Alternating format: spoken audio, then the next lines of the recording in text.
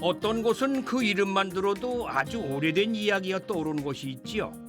양지 바르고 볕이 잘 들지만 가야산의 청청한 품에 있어 색이 바래지 않은 그 시간이 우리의 발길을 이끕니다.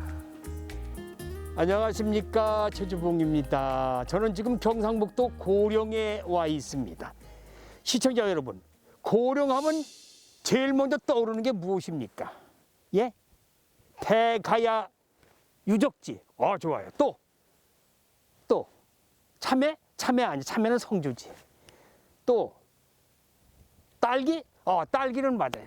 그리고 또 이쪽은 역사 기행. 요것도 맞아요. 예.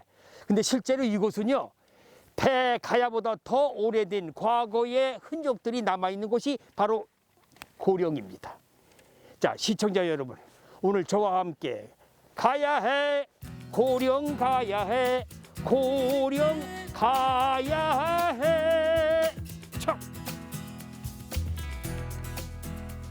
누구나 알지만은 그 속 깊은 이야기야 다 알까요? 천년 전의 삶과 오늘의 그 시장 통해서 펼쳐지는 삶이 한 공간에 존재한다는 것을 말이죠. 와!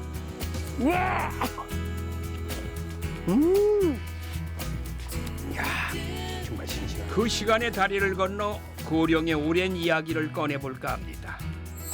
고령의 역사 여행은 이곳에서 시작된다고 해도 과언이 아닙니다.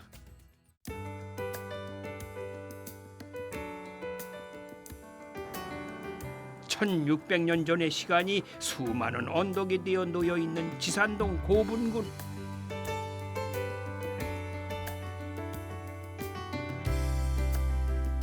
대가야의 최전성기가 이 높은 구릉지 위에 어깨를 쫙 펼치고 있습니다. 반갑습니다. 안녕하십니까. 여기 올라오다 보니까요, 그 앞에 고령 지산리 고분군 세계문화유산 등재 신청이라고 돼 있어요. 신청이 중에 아직은 등재된 게 아니죠, 그죠? 네. 그럼 언제 이게 등재가 됩니까? 2022년 22년. 네, 그때 세계유산으로 등재될 것으로 지금 모두가 기대하고 있습니다. 그렇습니까? 심사 결과를 기다리고 있습니다. 기다리고 있는 네. 진행 중이군요. 네, 그럼. 네, 맞습니다. 그럼 여기는 그럼 왕족들만 있는 게 아니죠, 여기는? 예, 대가야 귀족과 왕의 무덤이 대부분인데 대부분.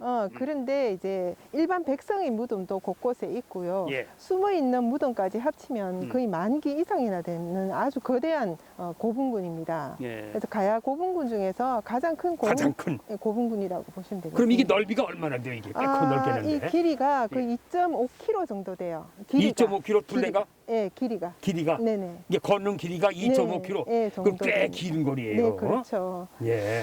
그래서 이제 지금 초기의 밑에 부분에 보시면 이제 좀 대가야 초기 시대의 왕과 귀족의 무덤이라면 이 능선에 있는 무덤들은 대가야 세력이 가장 컸던 그때 이거 5, 6세기의 무덤, 귀족이나 왕의 무덤이라고 보시면 되겠습니다. 예. 이 대가야가 그 당시 그 왕족 중에서 어느 위치를 차지했던 거예요? 육가야 중에서 육가야 중에. 예, 금강가야가 보통 제일 세력이 컸다고 보시는 분들이 많으세요. 그런데 금강가야가 신라에서 멸망을 하고 그 이후로 대가야가 세력을 넓히면서 거의 562년까지 그 후기 가야의 맹주국으로 활약을 했습니다. 나중에는 이 가야가 신라에 흡수가 되죠. 네, 그렇죠. 마지막에. 네, 네, 그렇게 되는 거죠. 신라에 멸망을 하고 어쩔 수 없이 이 지역도 대가야 군으로 격화되고, 네, 그렇게 해서 이 곳곳에 보면 신라 무덤도 있습니다. 신라 무덤도 있어요? 그렇군요. 그럼 이제 올라가시면서 네. 이 고분군 하나하나 좀 설명 좀 해주실래요? 크고 작은 거에 네, 대해서? 그렇게 하겠습니다. 올라가시죠. 예, 네. 예. 아이고.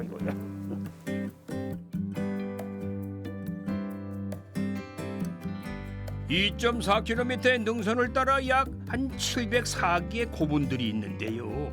가야시대 최대 규모라는군요. 외형이 확실하고 비교적 큰 고분에 한해서 번호를 붙이고 사적 제79호로 지정해서 관리하고 있대요. 지금 이렇게 올라오다 보니까 이 고분이 제일 크고 큼지막해. 이건 무슨 고분이에요? 크게 보시면 더 큰 고분들이 많아요. 근데 아직도 근데 32호는 이렇게 32호에서 33, 34, 35까지 이렇게 네. 군집으로 되어 있어요. 네. 서로 뭐 형제거나 친척이거나 예. 그렇게 되는 것 같은데요. 음. 여기는 이제 거의 78년에 발굴을 했고 네. 여기 투구라든가 갑옷, 고리칼이라든가 제일 중요한 예. 그 32호 금동관이 발견됐거든요. 32호 금동관. 네, 와. 대가야만의 그 금동관이에요. 금동관이라면 그럼 왕종 아니면 왕 아니면 근데 거기에 지도자급 아닐까요? 그렇죠. 아무래도 그럴 것 같습니다. 그 여기서 발굴했으면 뭐 여러 가지 그냥 우리 왕족들이 쓰던 모든 가재도 그러니까 다 나왔어요. 네, 그런데 이 무덤들이 대부분이 도굴을 당한 그 무덤들이 많기 때문에 아 그래요? 예. 이 도굴됐다는 거는 그럼 누가 훔쳐갔다는 건데 네, 이게 그럼 언제 누가 훔쳐갔어요? 그 당시 이제 식민지 시대 때 그럼 일제 강점기 때? 네, 맞습니다. 아이고. 네, 나 그때 참. 많이 도굴을 당했죠. 그때요? 네. 그리고 그 이 해방 이후로 또 우리나라 사람들도 문화재에 대한 인식이 없어서 그렇죠. 도굴을 많이 해서 거의 반 이상이 이제 날아갔다고 보시면 되겠습니다. 아, 야, 우리 문화유산이 반 정도 날아갔다고 생각하면 이거 연구하시고 우리 관계자분들은 잠이 안 오겠네. 예? 이 아깝고 좀 서럽잖아요. 네, 앞으로 중요하게 생각하고 보존하도록 해야 되겠죠. 보존이 제일 중요한 거예요, 그죠? 시간이 부여한 과거의 가치는 뒤늦게 깨닫게 되지요. 역사의 의미를 잊지 않고자 고령 야행이라는 역사 트레킹 행사도 열립니다. 이야, 밤에 무덤가를 돈다니 묘한 체험이죠. 걷다 보면 이렇게 또 큰 고분도 만날 텐데 말이죠. 제가 이거 올라온 본 고분 중에서 제일 크고 높아. 이 묘는 누구의 묘일까요? 왕의 무덤이라고 이제 추정하고 있어요. 왜냐하면 이렇게 40명 이상이 순장이 된 그 무덤이거든요. 1977년도에 이것을 발굴했을 때 그 안에는 거의 32개의 석곽 안에 한 사람씩 또는 두 사람씩 인골, 사람 뼈가 발견됐었거든요. 아, 그래요? 네, 그래서 학자들이 추정해 보니 40명 이상이나 순장이 되었다고 해요. 40명 이상. 네, 그러니까 거의 왕급이라고 보시면 되겠죠. 그때는 또 순장 문화가 또 아주 네. 유행했던 그런 시절이죠. 세계적으로도 뭐 이집트, 로마, 그리스뿐만 아니라 뭐 부여에서도 100명 이상이 그 순장했다는 기록이 있고요. 네. 또 신라도 순장 제도가 있었고요. 그래서 별로 이상한 일이 아니었던 거죠. 그 네. 당시에는. 여기 발굴된 게 지금 어디 볼 수 있나요? 볼 수 있는 곳이 있나요? 네, 그 지금 크기 그대로 재현해 놓은 왕릉 전시관이 있거든요. 전시관. 네, 좀 그래서 사람 뼈도 있는데 무섭지 않으실까요? 한번. 그래서 약간은 무서울 것 같은데 네, 그건 낮에니까 괜찮겠죠 네 뭐. 그렇죠. 낮에니까. 1600년을 온전히 버텨온 고분들, 과연 무엇을 품고 있었을지 궁금해지는군요. 국내 최초로 확인된 최대 규모의 순장 왕릉, 그 내부로 들어왔습니다. 대가야의 순장 제도는 44호분이 발굴되면서 처음으로 알려졌는데요. 그 직경이 27m나 됩니다. 여기가 44호분의 고분군에서 나온 그 발굴된 것을 다 재현해 놓은 곳인가요? 네, 맞아요. 네, 무덤을 보시면 이 여러 무덤이 있어요. 한 무덤에 여러 무덤이 있는 것은 이제 대가야 무덤만의 특징인데 이렇게 많은 무덤이 있는 것은 정말 왕의 무덤이라고 볼 수밖에 없는데 이 어뜸 돌방이라는 제일 큰 무덤이 있습니다. 그 곽에 어뜸 돌방에 주위로 32개의 석곽, 돌든널이 둘러싸여 있습니다. 부채꼴 모양으로. 그것이 이제 순장자의 묘인데요. 보면 이제 한 사람씩 또는 두 사람씩 뼈가 발견됐어요. 나이는 8살부터 50대까지 다양한 사람이 한 사람씩 또는 두 사람씩 이제 인골이 거기에 들어가 있었던 거죠. 그럼 순장 제도라는 게 뭐야? 네, 순장은 그 당시에 그 지배자층이 죽었을 때 사후세계에 대한 그런 준비를 했던 거죠. 그래서 사후세계에서 그 당시 누렸던 직공들을 그러니까 그 부하들을 신하들을 다 데려가서 거기서 살기 위해서 그래서 이승에서 끝나는 것이 아니라 저승에서 살기 함께. 위해서 그렇게 했던 것이 이제 순장 풍습이라고 보시면 되겠습니다. 그때는 그런 풍습이었군요. 그러니까 네. 왕이 죽으면 다 함께 가서 같이 네, 사후세계를 거기서 함께 누리기 누리자. 위해서. 네, 그렇죠. 그런 의미군요. 복식도 입어보게 하고 고령 지역의 순장 문화가 언제부터 시작되고 또 언제 사라졌는지는 아직 정확하게 밝혀지진 않았습니다. 순장자에게 별도의 순장 덧노를 만들어주는 대가야의 독특한 특징만은 세상에 드러났지요. 왕이 누워 있고 아래 위로 신하들이 모양이야. 신하들도 누워 있고. 최측근에 신하를 이렇게 최측근. 그래서 머리맡과 발밑으로 이렇게 딱 구분 지어가지고 이렇게 넣어놨던 것 같습니다. 그리고 혹시 이 선생님은 여기 몇 명이 순장됐을 것 같아요? 한 30여 명 되지 않겠어요? 근데 비슷한데 이제 한 40명 이상이 순장이 되었다고 이 해요. 안에 40명. 네네. 시녀가 많겠죠. 그리고 마부, 또 농부도 있고 호위무사 같은 경우에는 칼이 들어가 있었었고, 칼. 네. 농부는 뭐 토기, 또 마부면은 말에 관련된 그런 껴묵거리들이 순장자 옆에 같이 넣어 있었던 거죠. 이 껴묵거리 아시는 분 계실려나 모르겠네. 죽은 자를 매장할 때 함께 묻는 물건이에요. 즉 부장품을 뜻하는데 철기 투구부터 금속품까지 대가야 연맹의 중심 세력이었음을 보여주는 당당한 사태입니다. 여기 조개로 만든 국자. 네, 맞습니다. 귀하게 생겼네요. 야광 조개로 만든 국자가 이게 반쪽짜리가 패널에 보시면 조각으로 나와 있는 것이 발견이 됐거든요. 이렇게 일본의 최남단에 있는 오키나와라는 곳에서 이제 그 주변에 그 야광 조개가 많이 살아요. 거기만 자생하는 그 야광 조개를 이제 국자로 만들었다는 거죠. 그래서 대가야가 위치상으로 외와 가장 가까운 곳이 오키나와예요. 네, 그래서 갖고 선물로 받은 것이 아닐까 그렇게 추정하는 아주 중요한 유물 중에 하나입니다. 그럼 그때 일본어고도 왕래가 있었다는 거죠? 네, 그렇죠. 가까운 나라 중에 하나가 외입니다. 외. 백제도 가까웠지만 외도 가까운 나라 중에 하나였죠. 철의 왕국이라 불리는 대가야는 금속 예술뿐만 아니라 아름다운 선율도 품고 있습니다. 10손가락이 마디마디에 닿아서 아름다운 소리를 내는 악기, 가야국의 고라는 뜻에서 가야꼬입니다. 네, 이 마을이 우륵 선생이 태어나신 곳인가요? 아니면 우륵 선생이 여기서 터를 잡고 생활하시던 곳인가요? 우륵 선생은 490년 말경에 대가야 직활현인 성열현에서 태어나셨다고 하신데 그 현은 어디인지 지금 현재는 아무도 모르고 있습니다. 어딘지 모르시고. 그러나 가야금을 만든 곳은 이곳입니다. 이곳이고. 여기가 이제 우륵 선생이 가야금을 만들고 연주했던 곳이라서 이렇게 우륵 박물관이 세워지게 되었습니다. 그게 제일 중요한 거죠? 그게 제일 중요한 거죠. 그죠? 예. 그리고 이 마을은 정정골이라고 합니다. 정정골. 예, 우륵 선생이 가야금 연주할 때 이 산골짜기에 정정하게 울렸기 때문에 정정골이라는 이름이 붙여졌습니다. 정정골.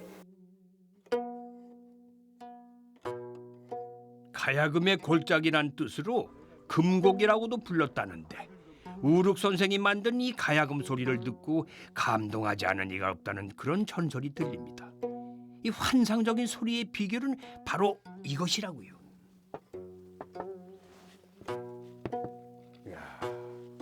그렇구나 이게.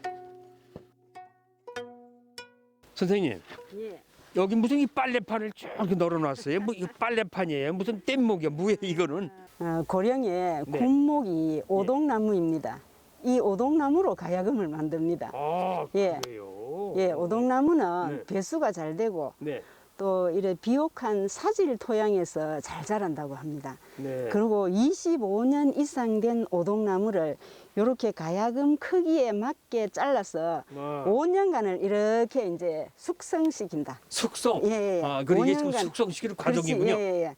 이렇게 5년간을 숙성시키면은 썩어서 없어지고 예. 또 털어져서 못 쓰고 예. 또 너무 강해도 못 쓰고 네. 이렇게 해서 한 90%는 없어집니다. 실제로 가야금을 만들 수 있는 건 한 10%에 불과하다. 아이고, 야, 그래서, 아깝네. 예.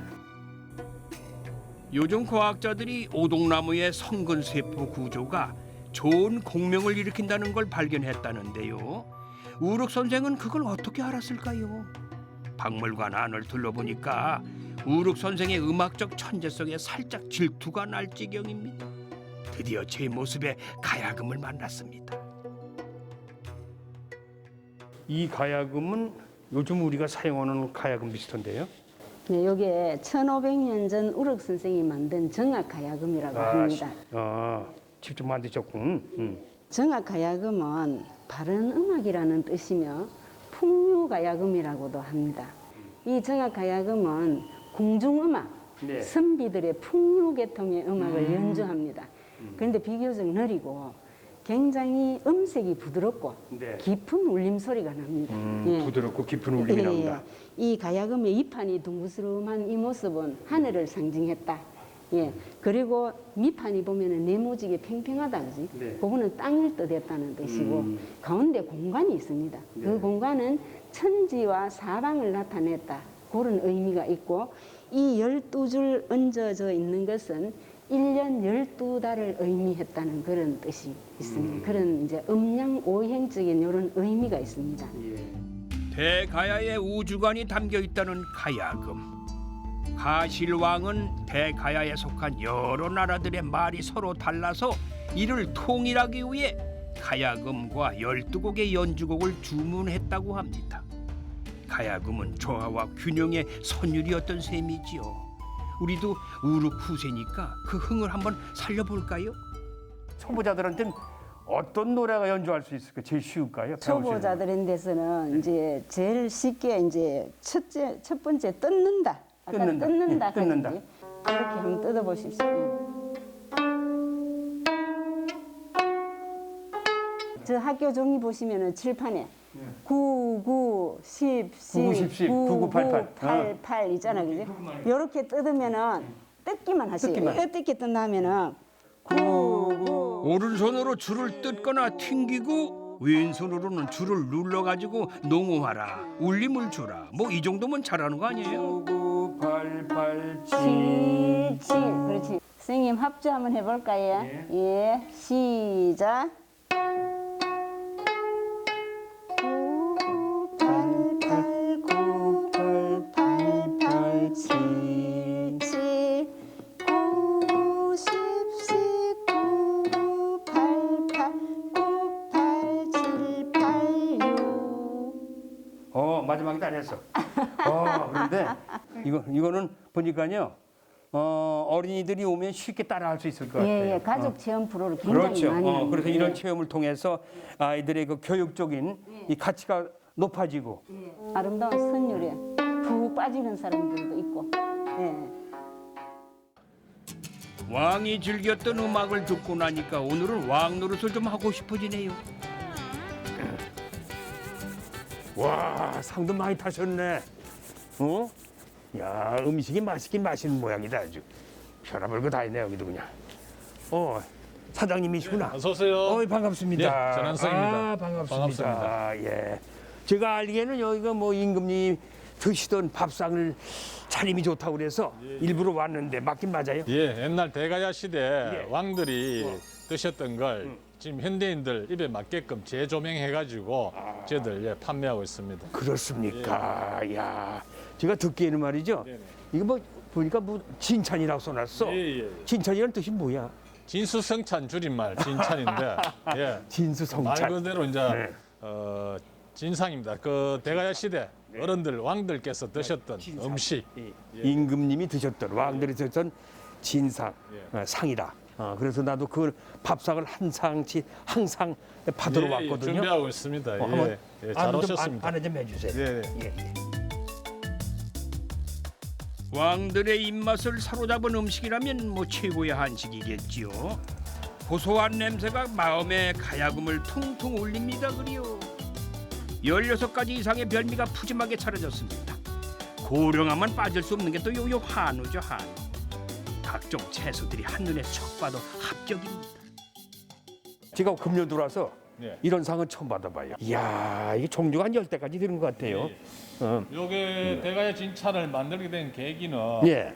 그 저희들이 대구 인근인데 사실상 먹거리가 없어가지고 고민을 많이 하던 찰나에 네. 고령 군수님께서 네. 먹거리를 개발하자.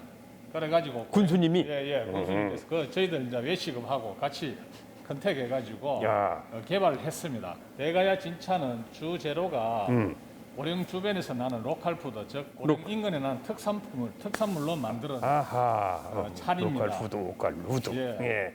뭐 거기가 고령에서 다 나는 건데 네. 혹시 선생님 고령 특산물로 만드는 거 종류가 여기 한 5종류가 있는데 5종류. 예 어느 것인지 뭐 알 수 있겠습니까? 뭐 딱 맞출 수 있을 것 같은데. 예, 일단은 한우, 네. 고기 같아. 예. 예. 그리고 뭐 육회는 다 한우 똑같은 거고 육회. 고기 종류. 예. 요것도 연근도 아마 혹시 고령가니까. 예 맞습니다. 맞죠? 예 그다음 뭐 이거지 뭐 야채. 이거 아니까? 아니요. 뭐예요? 개진 감자, 요건 감자입니다. 감자. 아. 개진이 그거는 감자. 토질이 사질이라 가지고 예. 모래 성분이 많아 가지고 아, 그래요? 예, 감자가 분이 많고 엄청 맛있습니다. 오. 예, 그리고 하나 더 말씀드리자면은 딸기 지금 한참 아. 지금 나오고 있습니다. 고령 딸기. 예, 전국적으로 당도가 좋아가 유명합니다. 감자 연근에다가 딸기, 부추, 한우까지 여봐라.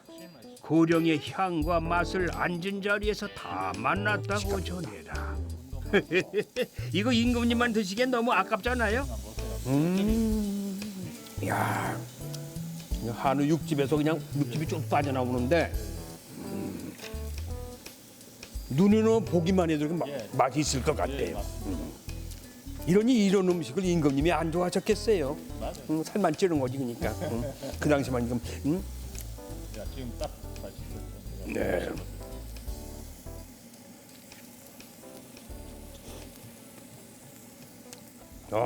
맛이 어떻습니까? 아이고 녹네 녹아. 그렇죠. 야, 역시 고령 한우 좋군요. 네.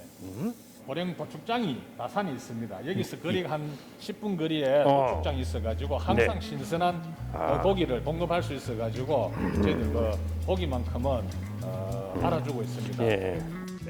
전국 각지에서도 찾을 만큼 유명한 축산물 공판장이 있다는데요. 우수한 암소도 가장 많이 유통된다고 하네요. 이 신선한 과일과 채소도 지천에 있으니까 고령은 참 풍요롭습니다. 그리요. 대표님, 네. 나는 고령에 와서 네. 대가야의 왕이 된 그런 기분이에요. 당연하죠. 진수 성찬에다가 이거는 원래 그 대가야 시대 왕들이 드셨던 거기 때문에 그래서 이름도 대가야 진찬인데 오늘 선생님께서 왕이 되신 겁니다. 축하드리겠습니다. 고맙습니다. 이렇게 음식도 대접받아 먹어야 된다. 왕처럼 먹어야지.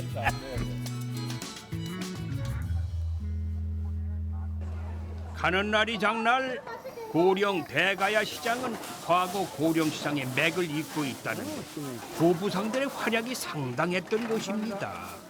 대가야 하면은 철의 왕국이라 불렸던 곳이죠. 물론 그 시절 그때는 역사 속으로 흘러갔지만요.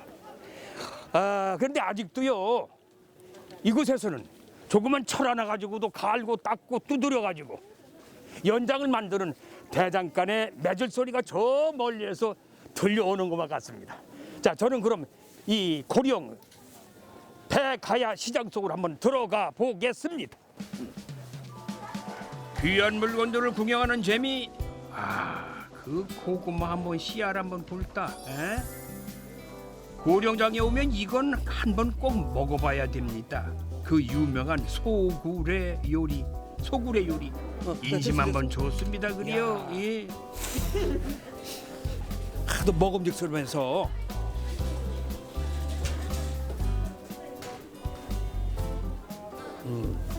제가 먹성이 좋아요. 요즘 젊은 사람들은 이 소구레라고 하는 단어를 몰라요. 이게 소 껍데기거든요. 돼지 껍데기보다 훨씬 맛이 좋아. 소구레.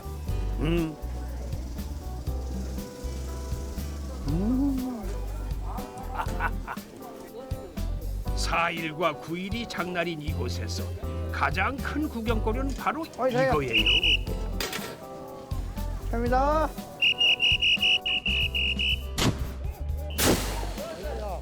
우와! 우와! 우와! 예. 야, 딱딱거려. 와! 손 잡수고 있어. 아, 잡수고. 와, 맛있네. 나 고소가. 네네. 아, 이게 떡이구나. 예예. 흰떡, 가래떡 잘린 거구나. 가르쳐 잘라서. 설 끝나고 남은 가래떡 처치곤란일 때는 이게 딱이죠 뭐. 딱 봐도 포스가 한 해 두 해 하신 분이 아니에요. 이장터의 명물 중에 한 분이래요. 자, 한 번 더 볼까요? 자, 자 그래 잘해줘. 아! 우와! 아! 야, 좋다. 야, 소리 좋다. 역시 장터에 와야 이 빵 소리를 들을 수 있는 거예요. 예, 예, 맞습니다. 그렇죠? 자, 사장님. 예. 저 여기 대가야 시장 안에서 이 뻥 트신 지는 얼마나 되셨어, 올해? 지금 건 20년 가까이 다 됐습니다. 요즘은 코로나 시대인데 예. 누가 많이 와요? 어떤 분들이 제일 많이 와서 이 뻥 트시나? 저 떡을 많이 태갑니다. 떡. 저 떡. 아, 떡. 예, 떡을 좀 많이 태갑니다. 떡을. 그 왜 그러면 간식을 많이 하게 되면서. 아, 간식은 많이 예, 한다. 예, 코로나 때면서 지금 간식을 많이 하게 되면서 떡을 많이 태갑니다. 아, 코로나 때문에 집에 계시면서 시간이 많으니까 예, 예. 간식은 많이 하신다. 예, 예. 아, 예. 그렇군요. 오시는 분들이 대개 보면 나이 드신 어르신들이 누구야? 예, 어르신들 계시고 젊은 한 50대 중반 되는 사람들도 많이 옵니다. 아, 중반대 좋으시고. 예, 사장님, 예, 손님 많이 오시게 하려면은 네. 이게 홍보를 해야 돼. 네, 홍보를. 예, 그러려면 어떻게 해야 돼? 제가 이랍니다. 네. 허허 쉬고 쉬고 들어간다. 저절 쉬고 쉬고 들어간다. 작년에 왔던 뻥튀기가 죽지도 않고 또 왔네. 박수 한번 쳐줘, 박수. 쉬고 들어간다. 저절 쉬고 쉬고 들어간다. 이게 바로 시장 트롯의 매력 아니겠어요? 들어간다. 박수. 한쪽에서는 뻥튀기가 뻥뻥 터지고 또 한쪽에서는 탕탕탕탕 쇠망치 소리가 울려 퍼집니다. 이곳은 3대째 장인 정신을 이어가고 있는 약 100년 전통의 대장간입니다.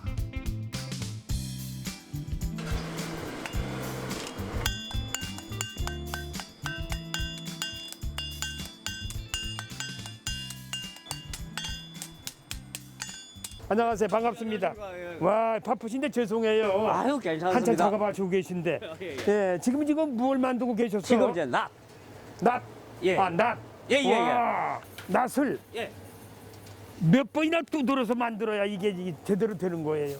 한 1000번 이상은 두드려야 되죠. 그러면 낫 하나 만들고 1000번을 두드려야 돼? 예, 예. 대장 일을 다 해보셨어?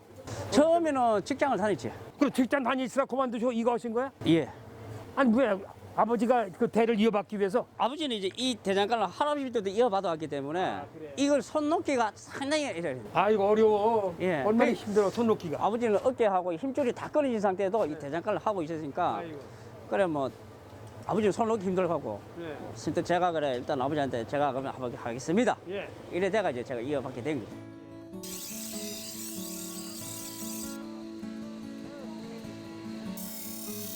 할아버지 때부터 써오던 집게며 망치들이 그대로 쓰이고 있습니다. 대가야 철기 장인의 역사가 이렇게 이어지고 있었구만요. 선친인 이상철 씨는 약 한 40년을 이 뜨거운 불 앞에 서 있었죠. 3년 전에 세상을 떠나셨는데 아들 주은이 씨가 홀로 대를 잇고 있습니다. 워낙 오랜 단골들이 많아서 아버지와 실력을 비교하는 분들이 꽤 많다고 해요. 아버지가 이어 들어와가지고 이 망치질 하는 걸 못하게 했어요. 그렇겠죠. 이걸 가르쳐 주면서도 이제 이 옆에 서가지고 보라 그래요. 그냥 보라고. 예, 그러니까 이 망치 두드리는 소리 그리고 눈으로 보고 쇠가 늘어나는 걸 보고 아 늘어나는 걸 보고. 쇠를 보고 귀로 듣고 눈으로 보라 그랬어요. 잘못하면 강철이 때문에 부러질 수가 있어요. 아 그렇죠. 부러질 수가 있지. 예, 그러니까 아버지가 항상 와가지고 야 이거 뜨대 소리를 들어봐라 눈으로 봐라. 아 소리 들어봐라. 들어봐라. 예, 들어보고 눈으로 봐라. 눈으로 봐라. 예, 예. 때려봐라. 예, 때리는 거는 못 때리겠어요. 왜? 일단은 때리는 거는 나중에. 아 나중에 때린다. 예, 예. 아, 그러니까 보고 듣고 일단은 한 다음에. 보고 듣고 해가지고 이걸 이제 어느 정도 귀에 익어라 이거지 소리에. 소리에 귀를 익어라. 그게 어르신들의 그게 장인 정신이에요. 그럼 그러니까 이제- 장인들이 그렇게 하셨다고. 아버지한테 한 15년 배우다가 네. 아버지 이제 한 4년 전에 돌아가시고 이제 제 혼자 일을 하고 있습니다. 전통 방식으로 만드는 이 조선 낫은 1000번 이상을 두드리고 손수 물담금질 해가지고 다시 수리를 해도 깨지지 않을 만큼 단단합니다.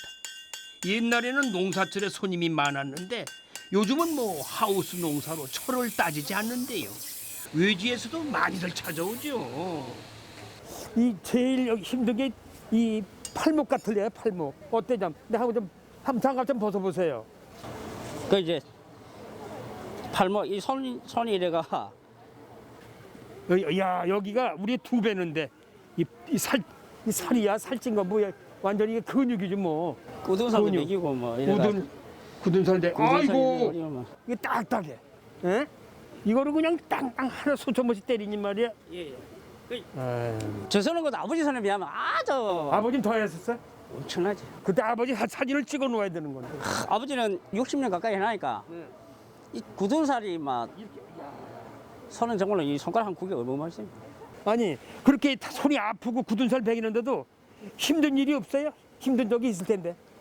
많지요. 아침 일어나면 이제 저도 모르게 이제 아이고. 그렇지. 그리고 손 이게 이제 아침 일어나면 망치질을 많이 하면은 예, 이게 잘 안 펴질 텐데. 아구가 안 나오지. 아, 아구가 잘 안 돼. 예, 그래 이제 이래 좀 주물리고 하면 이제 손이 몇 번 하고 나면 돼요. 안 그러면 이게 잘 안 되고. 에이, 참 이게 힘든 일이에요 이게. 예? 힘든 직업이다. 거의 아버지가 저한테 안 보내주려고 했는데 아마 아버지는 또 이 대를 이어던 걸 이어가고 싶어하고 그래 앞으로도 뭐 그더 계속 오래오래 하셔야 될 거 아니에요. 제가 할 수 있는 데까지는 끝까지 하셔야 되겠다. 끝까지 해야지. 현 상태에서 조금 더 깔끔하게. 깔끔하게. 이제 지금은 좀 어수선하니까 좀 더 깔끔하게 하면서 더 좋은 연장으로 소비자한테 또 이제 보답을 해야지.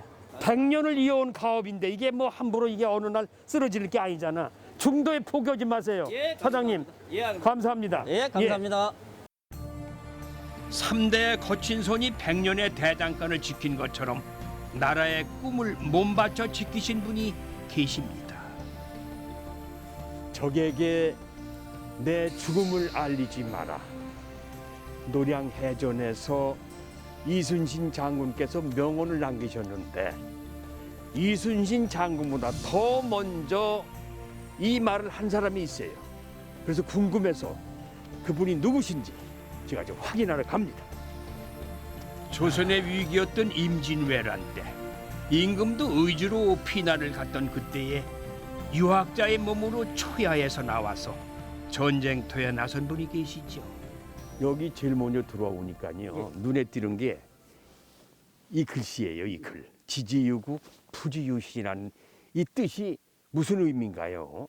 지지유국 부지유신이라는 말씀을 하신 분이 예. 이곳에 태어나서 예. 이곳에서 의병을 일으키신 네. 경상북도 경상도 의병 대장이셨던 김면 장군이 네. 진중에서 남기신 말씀이에요. 아. 의병 활동을 하시다가 네. 과로로 네. 병을 얻게 되었는데 예. 자기가 죽게 된 그런 임박한 순간에 예. 아, 내가 이때까지 의병 활동을 하면서 나라만 있는 줄 알았지. 아. 아파 보니까 내 몸이 있는 줄을 알게 됐다. 그래서 지지국 부지유신이라는 말씀을 남기시게 되셨어요. 야, 참 그 품이 있고 이 후세들이 꼭 기억을 남겨야 기억 머릿속에 남겨야 할 그런 이 단어네요. 나라가 있는 줄만 알고 내 몸 있는 줄 몰랐노라. 그러니까 이분이 고령 출신 예. 김면 장군. 예. 이분은 이 지역에서 네. 만석군의 아들로 태어나셨어요. 만석군. 예. 그것도 남명 조식 선생한테 학문을 받았지만은 예. 임진왜란이 일어나자 의병 활동을 하신 분이거든요. 그래서 많은 의병을 모아서 김천지례에서 의병을 무찌르신 그런 분이라고 보시면 됩니다. 예. 참 대단한 장군이시네요. 예. 그죠?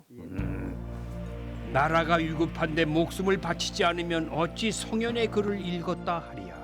임진왜란 당시 갑옷 한 번 벗을 날이 없이 전투에만 신경 쓰며 수십여 차례 승리를 이끌어냈다는데 후에 곽재우 장군이 영남을 보존할 분은 바로 이분뿐이다라면서 인품에 탄복하기도 했답니다. 선생님, 여기 위치가 참 이게 명당이라고 말할 수 있네요. 그렇죠. 이게 동남향인데 동쪽과 남향. 야, 이 위치 참 좋은데요. 부수 지리적으로 본다면 좌청령 500호가 완벽하다. 그럴 수 있겠네요. 예, 딱 한 군데 감싼 곳이 딱 아주 아늑한 곳이죠. 이렇게 병풍처럼 둘러싸여져 가지고 앞에만 뻥 뚫려 가지고 도암이라는 그 뜻의 의미는 뭔가요? 길도자 바위암자를 쓰거든요. 바위암자. 예, 근데 이제 선비의 길이 뭐 바람이 흔들리는 칼대나 하늘 떠당기는 구름과 같은 그런 것이 되지 말고 예. 사람이 살아가는 돌이나 학문의 이치가 굳건한 바위와 같이 굳시어라. 그래서 변치 길도자 바위암자를 쓰게 됐어요. 굳건하게 변치 마라. 예, 변치 말아라. 그런 뜻이군요. 참 좋죠. 도암. 제가 알기에는 이 김면 장군께서 이순신 장군보다 먼저 태어나셨죠. 그렇죠. 1541년도에 태어나셨으니까 임진왜란이 일어나기 한 50년 전에 이순신 장군보다 먼저. 태어나기 전에 이제 이곳에 태어나셨는데 이제 이분이 그 진중에서 죽기 직전에 네. 자기 동생 회를 불러요. 김회를 불러서 지금 현재 우리가 김천에서 이 중요한 전투를 벌이고 있는 중인데 만약에 내가 죽게 된다면은 우리 의병들의 사기도 떨어질 것이고 반대로 외놈들의 사기는 올라갈 것이 아니냐. 만약에 이 길이 뚫리면은 호남의 곡창지대로 가게 돼 있어. 그들이 고향미를 확보하게 된다면은 우리가 어려움이 처할 수가 있다. 그래서 동생을 불러서 내가 만약에 죽게 되거든. 예. 네가 나를 대신해서 지휘를 하고 내가 죽었다는 말을 절대 하지 말라. 그래서 나의 죽음을 적에게 알리지 말라라는 말씀을 하신 분이에요. 나의 죽음을 적에게 알리지 마라. 이게 이순신 장군의 명언이라고 우리는 알고 있는데. 그렇죠. 그럼 이순신 장군보다 먼저 저 김면 장군이 말씀을 하신 거네. 어떻게 보면 원조라고 볼 수가 있죠. 아, 그렇군요. 예.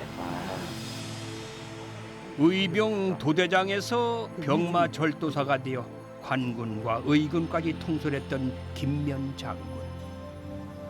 후세들에 의해 복원된 김면 장군의 유적지에는 장군이 잠들어 있는 묘도 함께 있습니다. 저 산묘가 김면 장군의 묘죠? 예. 예. 이 묘가 원래 이 자리에 있었던 건 아니고 김천서 돌아가셨거든요. 그 예. 계영 전투장에서. 그래서 저쪽 산 능선에 있었는데 자손들이 안 되니까 이장을 하게 되겠다 하여 무덤을 파헤쳤더니 엄청나게 큰 돌덩어리 같은 것이 나와서 사람의 힘으로 안 돼서 푹거리를 깨워봤더니 예. 곽이 나왔는데 크기가 길이가 2m, 2m. 폭이 120, 예.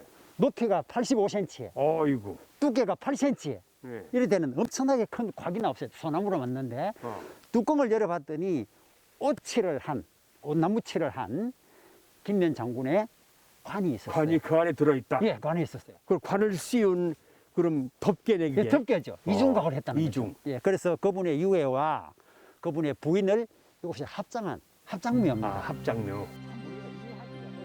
애국자의 생애가 적힌 신도비 앞에서 가만히 충정의 흔적을 바라봅니다.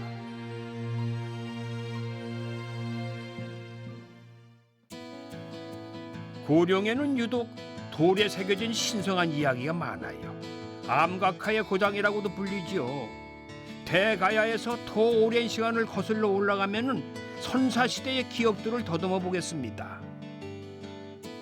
선생님, 이 고령에도 안각화가 많이 이렇게 분포되어 있는 모양이에요. 예. 지금 여기는 이 안각화가 주로 이제 고려를 대표하는 안각화이기도 하지만은 네. 산당리에 가면은 우리나라에서 별자리 안각화로서는 가장 큰 규모가 있는데 네. 약 30평의 큰 너릇바위에 600개나 뚫려 있어요. 600개? 예, 600개. 아. 별자리 그 크기대로 밝기대로 했는데 네. 그 가장자리 왼쪽에 보면은 유판이 있어요. 유판. 윷놀이 하는 아, 유판. 유판이? 예, 유판이 있는데 옛날에 달력이 없었지 않습니까? 그렇죠. 근데 그때 농경사회에서 10분의 시기가 가장 중요하다. 네. 그래서 유탄의 한가운데 있는 별은 북극성이고 네. 북극성을 중심으로 돌아가는 북두칠성의 위치를 그려서 유판을 만들었대요. 그리고 그 유판이 지금 내려오는 그 유판하고 똑같습니다. 아, 똑같아요? 예, 엄청 많습니다. 그래서 그게 있음으로 해서 그렇군요. 그 시대 사람들이 여기에 농경 사회가 있었고 많은 사람이 살게 됐다는 의미를 뜻해요. 그럼 그 시절에 이게 청동기 시대인데. 그렇죠. 청동기 수천 년, 예, 예, 2, 3천 수천 년 년 됐죠. 그렇죠. 그 이제 청동기 후기에서 초기 철기로 내려오면서 네. 안각화가 많이 만들어졌는데 예. 여기 있는 이 안각화가 고령을 대표하는 보물 605호 안각화입니다. 알터라고 불리며 가야산에서 발현된 두 줄기의 물이 합류했던 이곳. 당시에는 물이 부딪혀 돌아나가던 영험한 곳이자 두려움을 느끼던 곳이었다고 하는데요. 석유. 가야산 산신에게 그들은 과연 무엇을 기원했던 것일까요? 선생님, 이 바위면에는 네. 여러 가지 그림이 있는데 네.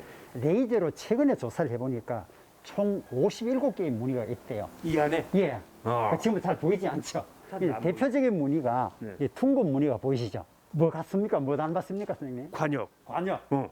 옛날에 이제 동물을 사냥할 때 쓰는 관역. 그 당시에 사람들은 어떤 생각을 했냐면은 비가 오기 전이나 하면은 해나 달에 그 해물이 단무리가 쓰기도 하고 아, 물이 예, 해물이가 동그랗게 쓰기도 달무리. 하고 또 강가에서 돌을 물에 던지면 일어나는 파문 쭉 번져가는 파문 그러니까 넓은 영토의 어떤 확장 예. 이런 걸 의미하기도 하고요. 아주 깊은 뜻이 새겨져 있습니다. 오. 그 다음에 그려진 모습이 이거예요. 소 아까 앞 모양 같기도 하고 좀 예. 머리 모양 같기도. 소의 머리인지 아니면 신의 모습인지 학자들이 겨내가 보면은 이 바위면에 새긴 이 그림은 신의 모습을 그렸을 것이다. 아, 신의 모습. 신을 아무도 본 사람이 없다. 그러니까 네. 신의 모습을 그렸는데 혹은 지모신, 그 땅을 다스리는 지모신. 그래서 농경사에서 가장 필요한 게 태양과 땅이다. 예. 그래서 태양과 지모신을 그려놓고 이곳에서 제의를 지내는 장소였을 것이다라고 생각을 하고 있어요. 제를 지내던 곳. 예, 예. 아, 여기는 어린이들이나 아이들한테 배움을 주는 교육의 장으로도 충분히 활용할 수 있어요. 예, 그렇죠. 이게 뭐 본다면은 지금 우리는 너무 21세기에 살면서 너무 과학적인 기계적인 어떤 문명에 그렇죠. 취해 있죠.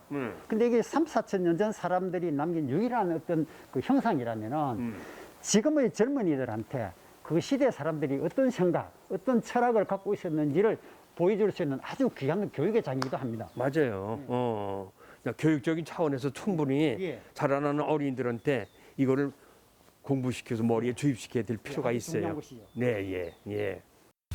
이맘때쯤이 고령에서 가장 큰 농사는 바로 딸기 농사예요. 안녕하세요. 귀농 후에 1995년부터 딸기 농사를 시작했다는 체험 농장을 찾았습니다. 고령 여행에서 이 싱싱한 놈을 놓칠 수가 없죠. 딸기밭에 들어오니까요, 이 딸기 향이 와 코를 팍 찌르면서 갑작스럽게 이 침샘이 돌아 먹고 싶어가지고 이 딸기를 보니까 와 딸기 맛을 봐야지 또. 야, 정말 싱싱하네요. 예, 예. 현지에서 따가지고 좀 먹으니까 그리고 딸기즙이 아주 흠뻑 나오네. 응? 아 그리고 딸기 맛이 깊어. 응? 경북 딸기 재배 면적의 50%를 차지하는 고령 딸기. 지리산의 맑은 물에 비옥한 토양, 게다가 친환경으로 재배하기 때문에 더욱 건강하고 향이 이렇게? 뛰어납니다. 직접 한번 따볼까요? 탁탁 나 이렇게 딱. 야 이거 아주. 야 색깔 참 좋다. 예, 이게 다 친환경이죠. 응? 예. 요즘은 이거 딸기를 씻어서 먹는 건 아니잖아요. 그냥 따서 즉석에서 먹기도 하잖아요. 예, 저희도 딸기 체험을 한 지가 거의 한 12, 13년이 되거든요. 예. 예, 그동안 이제 처음에는 이제 간행적으로 농사를 짓다가 네.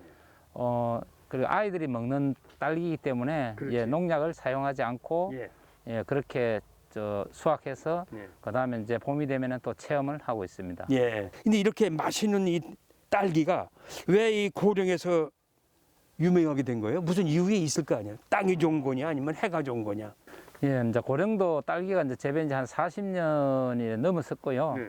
예, 40년 동안에 그래도 계속 이렇게 또 농가가 뭐 줄지도 않고 이렇게 하는 것은 환경이나 이런 게 아마 딸기하고 가장 잘 적합한 것 같아요. 가야산이라는 있는 또 거기에서 맑은 산에서 내려온 물이나 이런 게 좋기 때문에 그래서 아마 딸기가 계속 유명해지지 않을까 그렇게 생각합니다. 이 딸기를 생으로 먹는 것도 좋지만은 또 다른 방법으로 먹을 수 있는 방법도 있어요? 예, 뭐 여러 가지가 있지만은 저희들은 이제 또 딸기잼 체험을 하고 있어요. 딸기잼 체험. 예, 아이들이 또 주무르고 예. 이렇게 적고 딸기잼이 되는 과정을 보면 너무 좋아합니다. 예. 그래서 저희들이 이 딸기 따는 체험도 저 인기가 있지만은 또 딸기잼 만드는 체험도 상당히 인기가 좋습니다. 직접 딴 딸기로 기념이 될 만한 가공품을 만들어 보기로 했어요. 싱싱한 딸기를 아낌없이 가득 붓고 조물락조물락 와 손이 다 상큼해지는 기분이네요. 이게 아주 이 재미가 쏠쏠한데 그러니까 어린 아이들은 얼마나 재미있어서 어른도 재밌는데 이 할아버지도 재밌는데 우리 손주들 얼마나 재미있어하겠어. 어린아이들도 이게 저 오감 중에 이 촉감 이런 게 상당히 느끼고 그래서 상당히 좋아합니다. 그렇겠어요. 애들이 그런 냄새가 쓰지도 않고 그냥 향기로워서 얼마나 애기들 좋아해. 애기들이 이렇게 하다가 또 먹고 그렇게 하기도 해요. 그렇겠죠. 예. 이제 서서히 졸여주는데요. 신선하더라도 이 작고 못생겨가지고 판매하기 어려운 딸기들 있죠. 이렇게 활용하면 되겠어요. 저 딸기를 잼을 만들 때는 이제 딸기를 넣고 주무르고 그다음에 이렇게 수분을 다 날리고 나서 그 쉽게 이제 졸인다 그죠? 졸이고 나서 그다음에 이제 설탕을 넣고 그다음에 조금 끓여주고 그다음에 불을 끄면은 설탕도 타지 않고 맛있는 잼이 됩니다. 설탕을 적절히 조절할 수 있어가지고 건강하게 먹을 수 있고 소위 말해 한 번 맛보면 딴 건 못 먹어요. 또 내 손으로 만든 건 무조건 맛있죠 뭐. 이게 맛을 봐야 되거든. 이게 잘 안 됐으면은 좋아. 이 손가락 맛이 이 기가 막히네. 숟갈로 먹는 것보다 이 손가락 맛. 옛날에는요 어른들이 맛볼 때 손가락, 애기 손가락. 그렇죠. 새끼 손가락. 아 좋은데요.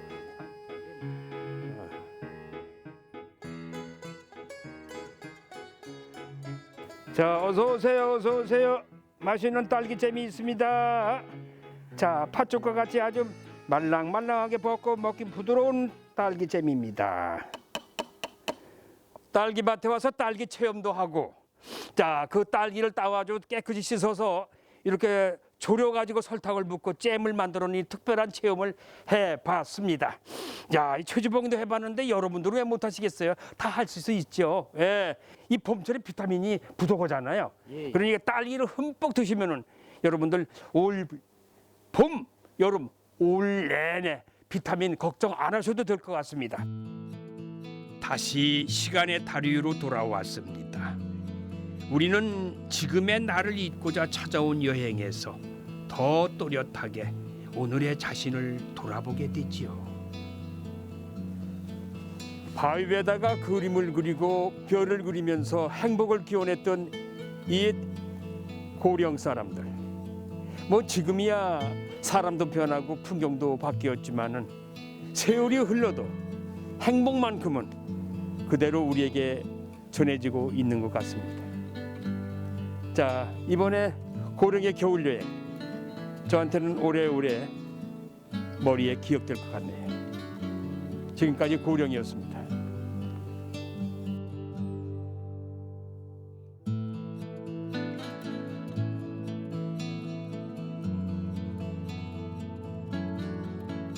삶이 펼쳐졌던 시간은 저각기 다르지만은 뜨겁게 채워진 열정의 농도만은 다르지 않았던 고령인들의 삶.